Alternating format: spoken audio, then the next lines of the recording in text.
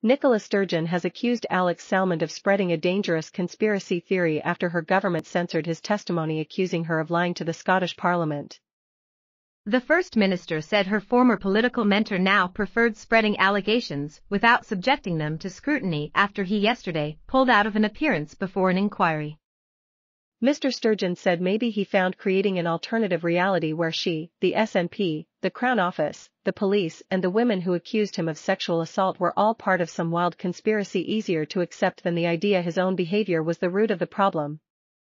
She also denied having any influence over the Crown Office's decision to request that his statement be redacted as her government faces growing accusations of corruption. Civil servants have so far refused to explain why they censored the most explosive 474 words of Alex Salmond's testimony that could force the SNP leader to resign.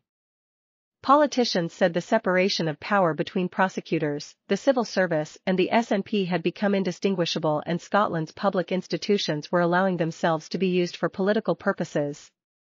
The fury is focused on a decision by the Scottish Parliament to redact Mr. Salmond's written testimony against Ms. Sturgeon after a request from prosecutors at the Crown Office, just a day before he was due to give evidence to an inquiry in person. Ms. Sturgeon said the decision to censor Mr. Salmond's evidence was not forced by the government and was taken independently by the Crown Office. She said, any suggestion, any at all, that these are in any way politically influenced are downright wrong. I would suggest they go further than that they actually start to buy into what is a false and quite dangerous conspiracy theory that has no basis in fact. She said of Mr. Salmond, make whatever claims he wants to make, say whatever he wants to say, and bring whatever evidence he thinks he has there. There was no conspiracy theory, and I sometimes think that the preference perhaps of Mr. Salmond is to continue to make those claims without ever subjecting them to the proper scrutiny of the parliamentary committee looking into them. She added, maybe creating an alternative reality in which the organs of the state, not just me, and the SNP, and the civil service, and the Crown Office, and the police, and the women who came forward were all part of some wild conspiracy against him for reasons I can't explain. Maybe that's easier than accepting that at the root of this might just have been issues in his own behaviour. But that's for him to explain if he ever decides to pitch up and sit in front of the committee. It comes as MSPs and Mr. Salmond call for the Lord Advocate, the government's chief legal officer, to appear before Parliament to explain why the evidence that has the potential to damage Sturgeon has been censored, but were repeatedly refused.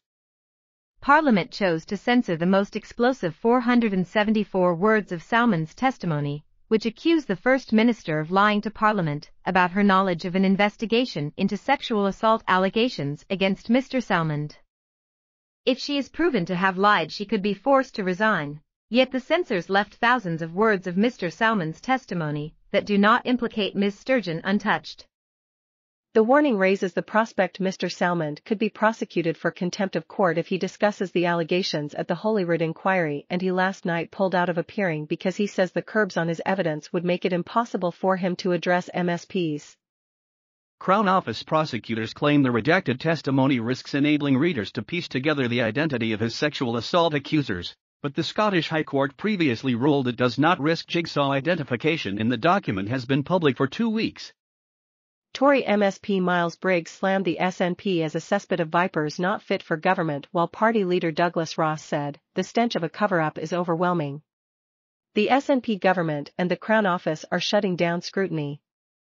Meanwhile, former honorary professor at Glasgow University School of Law Alistair Bonington branded the move a degeneration of the Crown into what appears to be a lickspittle arm of the current SNP government.